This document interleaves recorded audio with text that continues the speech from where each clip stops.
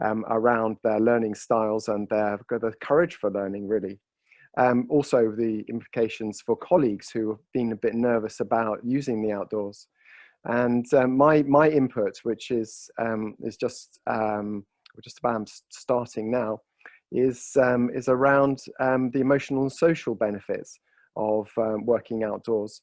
And we have worked Northeast Wellbeing through our project Wilderness Schooling, has worked with Northwood, and it's gone far beyond, and we're not to be credited with everything that Northwood have done by far and away, no, but we have helped, and it's been a privilege and a pleasure to have helped create such a brilliant environment. But if I just let you know a bit about what the underlying things are about the principles of doing this work, and the approach from Wilderness Schooling, which is, yes, it is about the core curriculum being delivered outside, adapted. It's not an English lesson delivered outside, as Laura pointed out, but it is the core curriculum. Nothing is off limits, and everything can be adapted for outdoor learning. At the same time, there are clear and obvious benefits to the social, emotional state of children that can become activated very easily by working with them outdoors. So I have this. I have this little bit of video that I'm going to show you, just to kind of break up the presentation, but also it just shows children reflecting on their own experience of working outdoors. And as colleagues and teachers, you'll recognize these voices. You'll maybe even heard the same words when you've taken children on trips or taken them outdoors and asked them to reflect on their learning. And that's actually just a kind of timely reminder of what we're trying to do here. We are trying to create solid learning and children who are confident to take risks, but also have a kind of joyful approach to doing things, to tackling tasks, and a place where their creativity and imagination is given permission to take flight. Despite the wrinkly bloke who sort of introduces this video, this gives an example of that. So fingers crossed, here we go.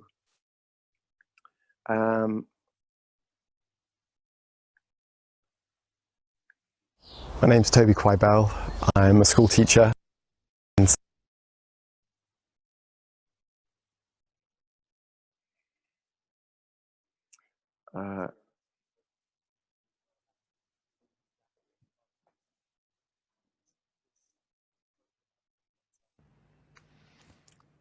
Toby, while you're having a fiddle around there, Zoe and Laura, there was a question from Fiona about inclusion and access to outdoor areas and wheelchair users. Do you want to just pick up on that while Toby's clicking the right screen there to get his video going? My screen looks okay, Nick. It's just obviously not come through. Do I need to go back and do it again?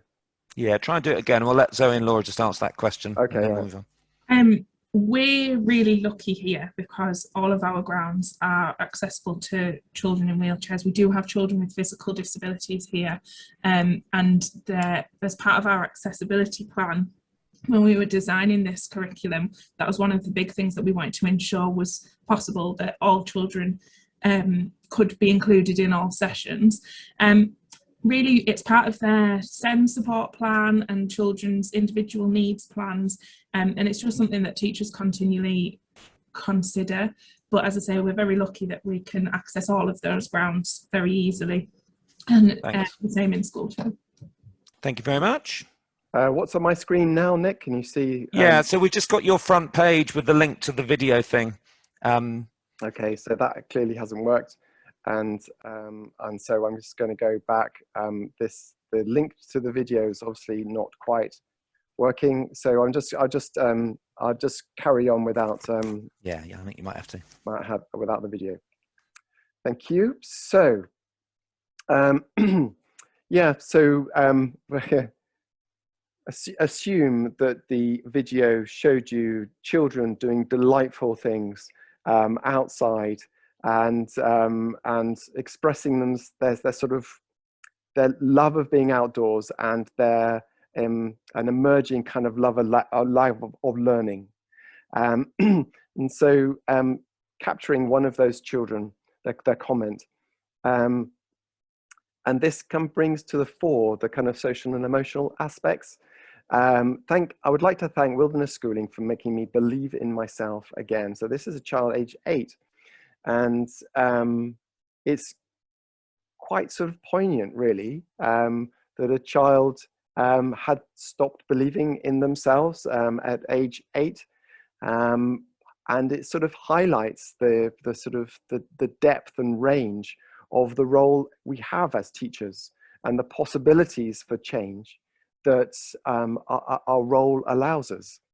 The fact that we can make a difference to a child's belief in him or herself is really quite a sort of a moving thing to feel that it is possible to do.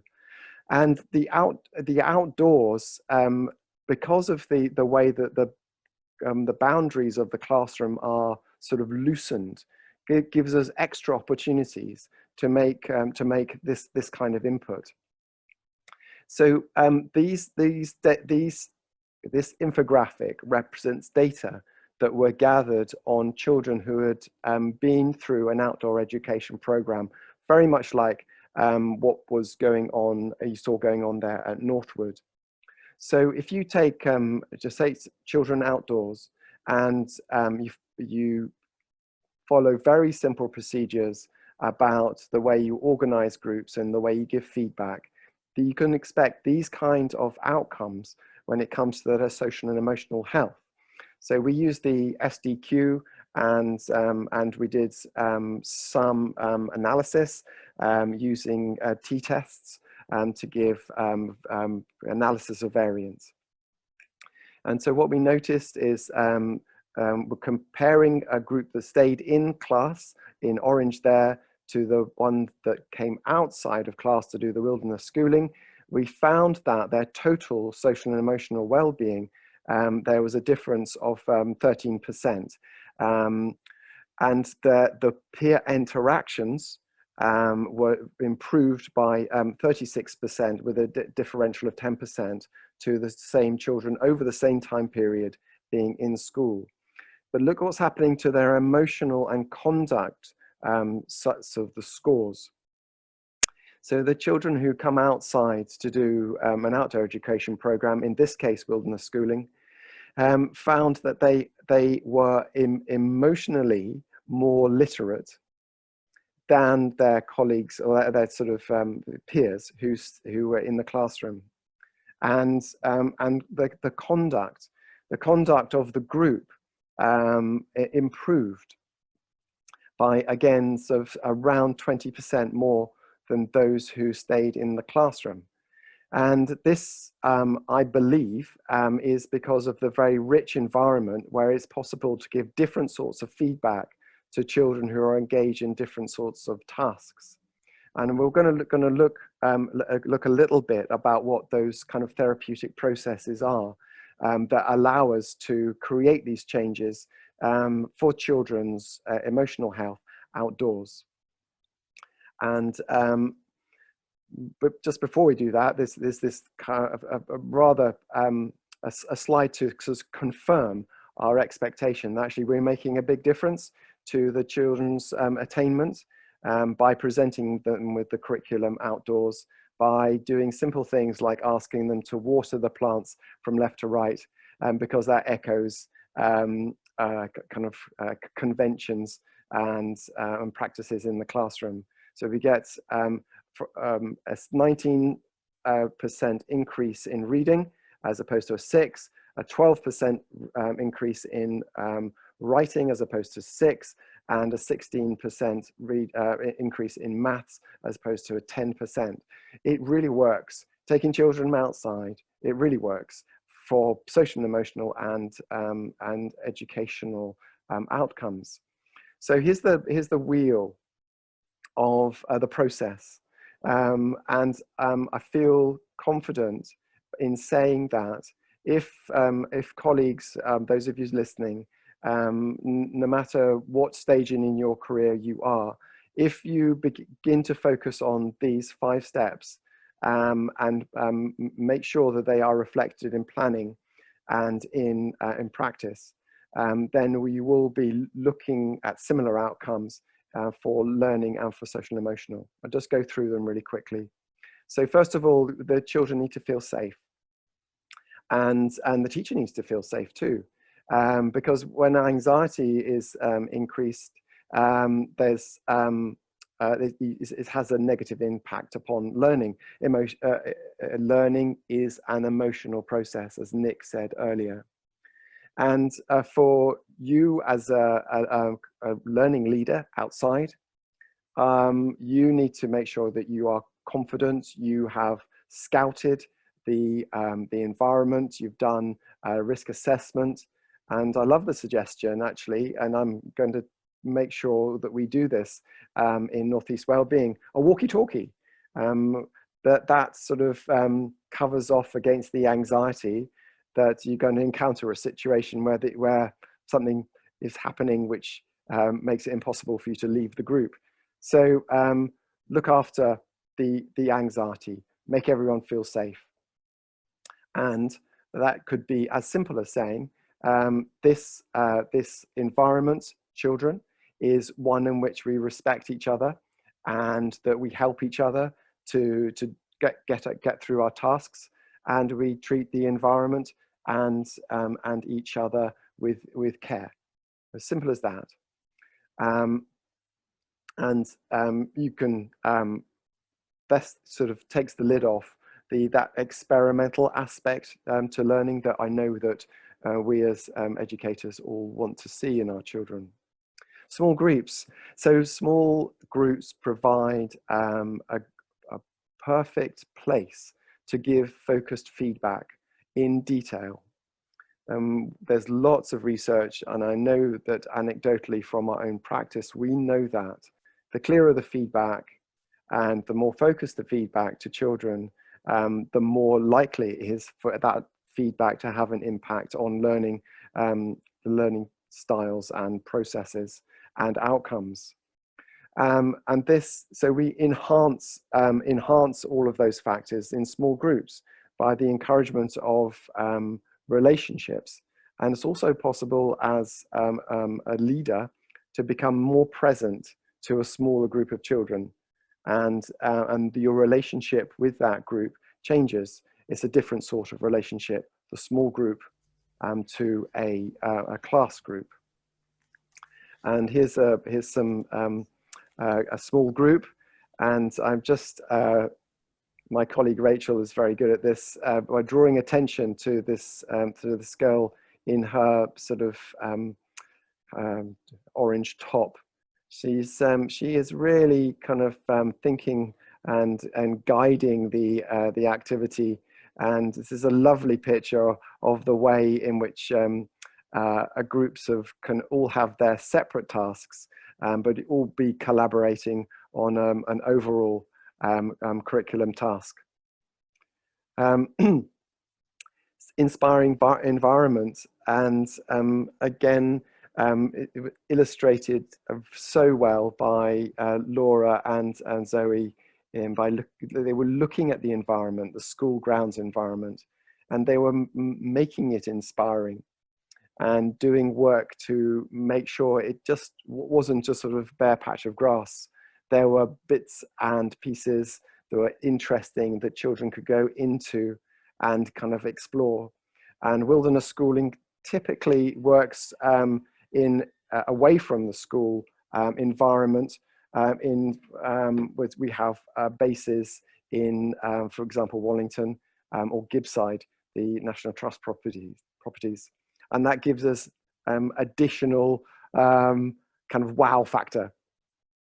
And so out of the ordinary people, that's the teachers, working in out of ordinary places that give that sense of, okay, there's something going on here that is going to be worth listening to. The children can get that impression super quickly. And I think that the E of the acronym that was used by Laura it was all about that. It's all about the wow factor and the possibilities for engaging that part of a child, which is full of enthusiasm and a wonder. You know, it's a bit cliches, but the learning environment that you see at the top of the page there, contrasted to the learning environment at the bottom, there's just, we all know which one we want to be in. So the practical aspect of learning, which we know the value of as teachers, but we can enhance when we go outside. So this is about making abstract principles concrete. So abstract principles are very common, and it's really important that children are able to engage and understand them. But something as simple as the difference between area and circumference is surprisingly abstract and difficult for children to get the hang of. And classroom strategies might involve kind of pieces of string or kind of learning aids that can be spread out on a desk. But in the outdoors, we kind of move that up a gear. So we will have children pacing around a garden, a formal garden, or a piece of the school grounds, and pacing it out in order to count the number of toes, you know, feet it is by pacing, and then doing a calculation on the area. This is just an example of the way in which we help children, particularly those whose learning style is much more kinetic, is much more practical, to really kind of get their heads around the full concept. So the kinetic and practical children in the classroom are always looking for a kind of a practical way of learning, and there's much more opportunity for doing that outdoors. And that may be one of the reasons, Laura and Zoe, why those children kind of come into their own outdoors, because they are already predisposed to the kind of the practical aspects of risk-taking outdoors, and they find that they're just more in their natural kind of learning environment. And this when you're combining steps 1 to 4, you're seeing that children who are decreasing their anxiety. Bearing in mind there may be children who have to adapt to the outdoors because their natural style is an indoor style, but overall there are factors going on in there which makes the children's anxiety decrease. And when that kind of white noise of anxiety, which so often stands in between a child and its learning, decreases, you get the building of other social and emotional skills. And really just one of the final things to say here is that allows this kind of crystallization. This allows it's like a suitcase, which is an accessible or drawer of a filing cabinet or something like that, where learning sits in an accessible place in the child's cognitive kind of setup, so that they know where to go to retrieve that knowledge in future instances. And because it's kind of coded with a decreased anxiety, sort of like a colored sticker or something, to kind of pursue the metaphor, which all of which means that learning that is delivered in this way outside transfers into the classroom. And that's why we see the impact of increases in maths and English. That was the second slide I showed you, because it's crystallized. It's put in a kind of a suitcase cognitively, or a filing cabinet, coded with a warm feeling and accessible to children when they go back into the classroom. And now I was going to sing this for you. I may maybe give it a go actually. But this is something from, again, from my colleague Rachel. She does this much better than me. But that kind of is a way in which that fun aspect of learning has made its way to the fore. So this is a lesson delivered on triangles, trigonometry, angles, and equilateral and isosceles, etc., etc. And this is a transcript of a song that a group, I'm going to say between, maybe there were 9-year-olds, have put together to as a kind of crystallization of their learning from a particular session. And I love it because it sort of encapsulates that kind of that fun aspect that sometimes it's difficult to kind of really get hold of in the classroom. So it's to the tune of Mamma Mia, and I'll just do a couple of lines, but just to kind of illustrate.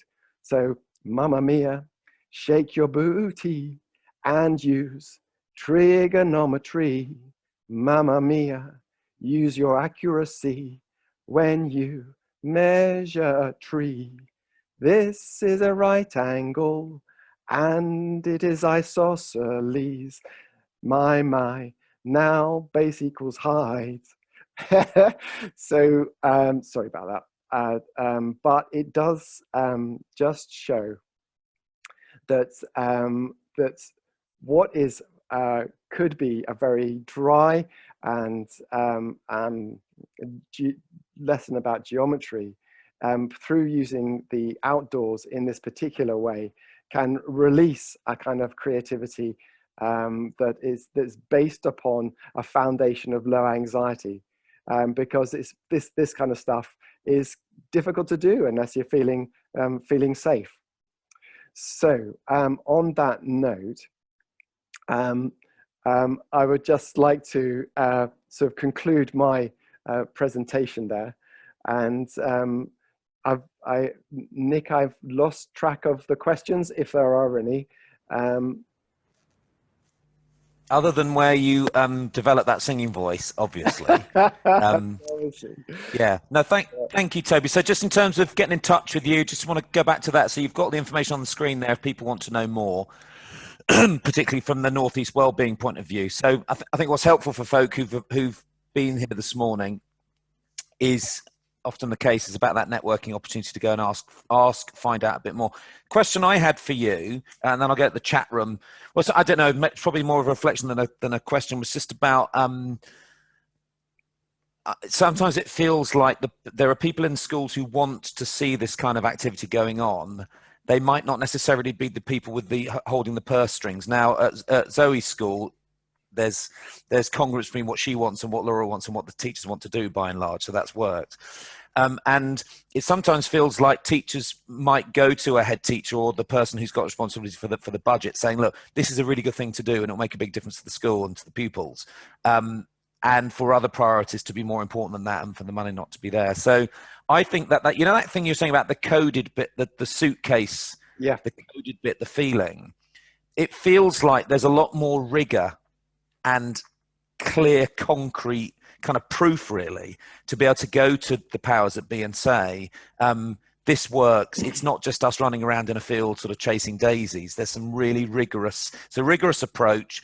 There's data to prove that it has a big impact on outcomes. And actually unpicking the process to say, why does it mean that they can bring learning in the outdoors to great effect back inside, is to do with what you've just said about that coded thing. So can you just say that bit again, that coded, the suitcase, the feeling bit? Because I think that might be really a nice bit to kind of just pull together before I go to the chat. Nice. So thank you, Nick. Yeah. So we love running around in the field chasing daisies, and but we live in a real world where schools had to produce outcomes, and so everything has to be justified in terms of children's development. If your leadership team is alive to the fact that being a good learner also involves developing as a person, then you're halfway there. And because then you'll be able to explain that actually this, the research which lies behind our work on wilderness schooling and learning outdoors does kind of depend on there being an emotional content which kind of sticks to the learning that is done outside. And that helps because it is a warm, positive feeling.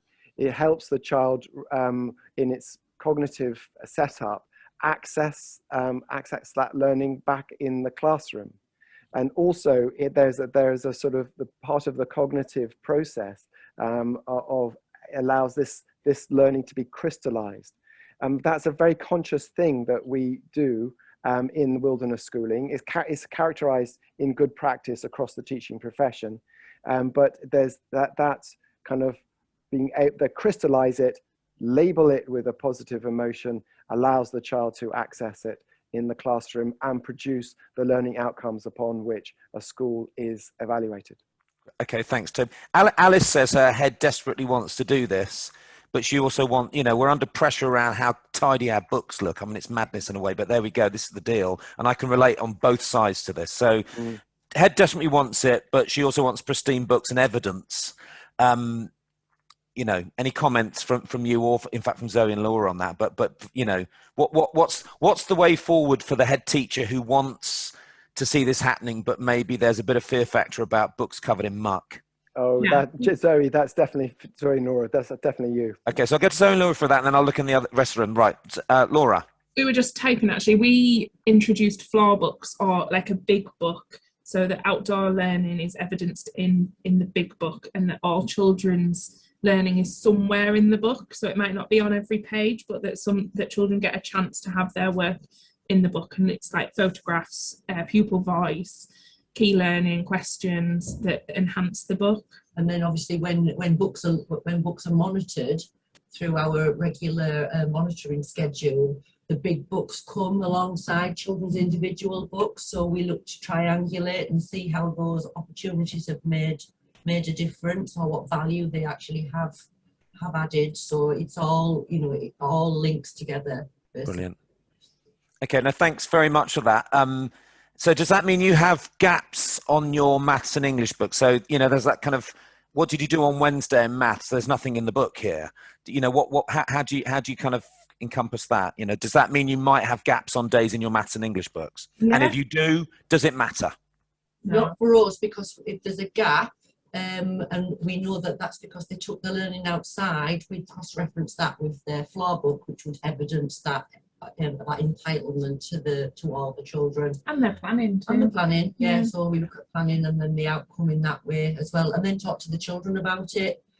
I must admit, I was probably ahead that expected everything every day in the books. Yeah. And yes, and Laura's nodding. And now I've relaxed, because actually I can see other opportunities to evidence outcomes. So in terms of measuring progress, folks around this, Fiona's sort of got a question around that. Is it you're measuring the impact of the outdoor learning just through the standard way that you measure progress in across the subjects? Absolutely. Yeah, it's not. There's no specific. This is progress around outdoors. So yeah, it's just a putting together. Okay. Rachel from Northeast Wellbeing saying that Northeast Wellbeing folk are really happy to brief SLTs on this. And I'm just two suggestions really, Toby. One, without giving loads of people lots of work, it's not that difficult to get a group of people from Northeast Wellbeing into a short type webinar thing with school leaders saying, right, maybe, you don't want me in it, but you might have someone like Zoe and Laura in it, and you're just giving a condensed walkthrough for heads. So that's a possibility, but also to contact Northeast Wellbeing and to talk to Rachel in particular, who can provide a briefing. And the other thing was, is there, and doesn't matter the answer's no at the minute, but is there on the website or available for schools just a one-page briefing summary which pulls together what you've said about why it has the impact that it does? Okay, Rachel, I think I'm handing over to you here. Yeah. Yeah, so yes, there is, and we can, there's plenty of material there. We'll be very pleased to do a sort of a webinar presentation, something on Teams, to a leadership team. We can to bring together aspects of our work to do that. Happy to do that. Okay. And there's lots of material that we could give to head teachers who are worried about the things that head teachers are worried about. Yeah, it's just managing priorities. It's a kind of, even when something's abundantly clear, it has a big impact. It's amazing how easily other things can come in the way of it for heads. Actually, you've got to push through it. Right, Toby. Listen, it's 11:33, so just 3 minutes. I'm going to hand back to you to wrap us up. Yes. Okay. Thank you very much, Nick. And yes, so thank you very much to colleagues who've been with us today. And thank you for your comments, which shows that you've been listening and have been engaged. And we will do feel free to get in touch.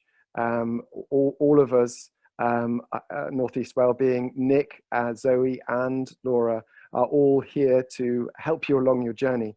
And we hope that we will hear from you in the future, and look out for a webinar next term. Thank you to